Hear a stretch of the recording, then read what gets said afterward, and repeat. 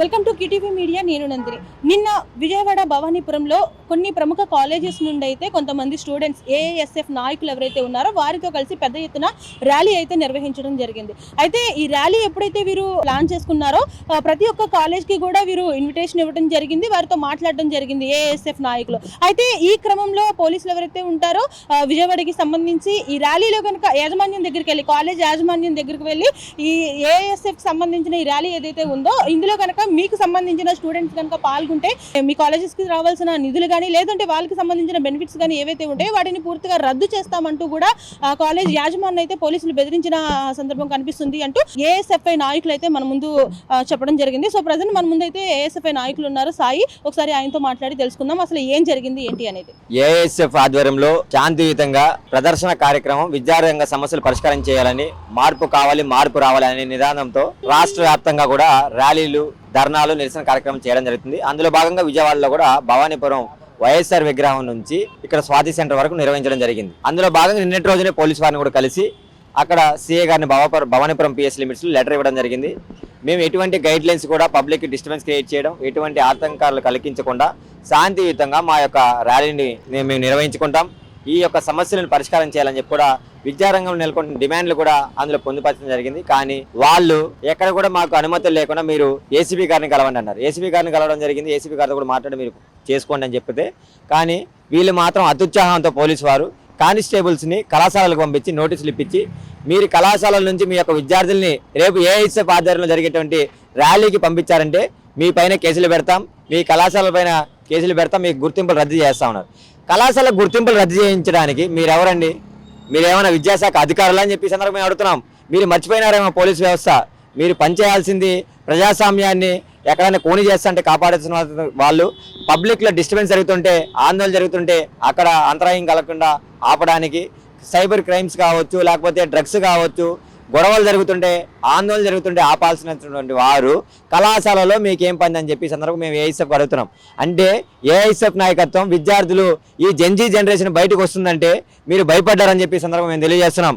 అంటే మీరు భయపడ్డారా లేకపోతే లోకేష్ గారు భయపడ్డారా అని చెప్పి సందర్భంగా మేము తెలియజేస్తున్నాం. మీరిద్దరిలో ఎవరో ఒకరు భయపడ్డంగా ప్రతి కళాశాలలకి భవానీపురం లిమిట్స్లో ఉన్నటువంటి పిఎస్ కానిస్టేబుల్స్ని, ఎస్ఐల్ని, హెడ్ కానిస్టేబుల్ పంపించి అక్కడ ప్రతి కళాశాలలో విద్యార్థులు బయట రానికుండా కళాశాలల గేట్లో వాచ్మెన్లు ఏ విధంగా డ్యూటీ చేస్తారో అదే పద్ధతిలో గేట్లేసి మరి విద్యార్థులు బయట రానికుండా ఆ విధంగా మీరు అడ్డుకున్నారు. కానీ ఏఎస్ఎఫ్గా మేము కళాశాలలో ఆ విద్యార్థులను తీసుకొచ్చి కార్యక్రమం చేసేదే విద్యార్థుల సమస్యల పోరాటం కొనసాగించేదని చెప్పి కూడా కళాశాలకు వెళ్ళాం. మేము వాళ్ళు అడ్డుకుంటే కూడా విద్యార్థులారా మేము ఉన్నాం, మీకు అండగా మేము ఉన్నాం, మీ సమస్యల కోసం మేము పోరాడుతున్నాం, మీరు మాతో వచ్చారా లేరంటే విద్యార్థులు స్వచ్ఛందంగా పోలీసు వారు భయపెట్టినా సరే వాళ్ళు విద్యార్థులు ఈరోజు స్వచ్ఛందంగా బయట వచ్చి ఏఎస్ఎఫ్ జెండా బట్టి రోడ్డు అమ్మడి ఈరోజు రోడ్డు పైన నిరసన కూడా ర్యాలీలో పాల్గొనడం జరిగింది. కావున ఒకటే హెచ్చరిక జారీ చేస్తున్నాం, మీకు డిఎస్సి అక్రమాలు జరగలేదు, మొత్తం కూడా మంచిగానే జరిగింది. స్పోర్ట్స్ కోట్లలో దొంగతనం చేయలేదు, దోచుకోలేదు, మా ప్రభుత్వం అమ్ముకోలేదు అని చెప్పుకున్నటువంటి టీడీపీ ప్రభుత్వం వాళ్ళందరినీ కూడా సమీకరించి ఇక్కడ బందర్ రోడ్లో అక్కడ 100 మంది ఇక్కడ డిఎస్సి అభ్యర్థుల్ని రోడ్లెక్కించి నడిపించి, అంతేకాకుండా అంబేద్కర్ శృతివనంలో అంబేద్కర్ స్టాచ్యూ పైకెక్కి మరి మీరు ఆందోళన చేస్తుంటే మాత్రం పక్కనే ఉన్నటువంటి సిపి గారి కార్యాలయంలో సిపి గారికి కనిపించలేదా? పక్కనే ఉన్నటువంటి కలెక్టర్ గారికి కనిపించలేదా? మరి మీ కూటమి ప్రభుత్వం అధికారంలో ఉందండి, మీరు ఏం చెప్తే అది చేస్తారు, మీరు ఇష్టానుసారం మీరు చేసుకోవడానికి మీ ఇష్టం. అదేవిధంగా మీరు చెప్పినట్టుగా మీ చెప్పు చేతల్లో పనిచేయడానికి ఈరోజు పోలీసు వ్యవస్థ ఉంది, ఈ కాకి వ్యవస్థ అని చెప్పి సందర్భంగా మేము అడుగుతున్నాం. ప్రజాస్వామ్యంలో ఎవరైనా నిరసన వ్యక్తం చేయడానికి, ర్యాలీ చేయడానికి, అదేవిధంగా ర్యాలీలు చేయడానికి కూడా ముందస్తుగా మేము పర్మిషన్ కోరినాము. కానీ మీరు పర్మిషన్ ఇవ్వకుండా మీరు ఇష్టానుసారం మీరు అనగదొక్కడానికి ఈ ప్రదర్శన అనగదొక్కి ఈ ప్రభుత్వం పైన వ్యతిరేకతను బయటికి రాకుండా కేంద్ర విద్యాశాఖ మంత్రి ఏ విధంగా అయితే దేశవ్యాప్తంగా విద్యార్థులు జెన్జీ జనరేషన్ బయటకు వచ్చి ఈ విద్యాశాఖ మంత్రి లీకేజీ ప్రభుత్వం లీకేజీ మంత్రి మాకొద్దని చెప్పి వారు ఏ విధంగా అయితే డిమాండ్ చేశారో అదే పద్ధతిలో మన రాష్ట్రంలో కూడా వస్తుంది.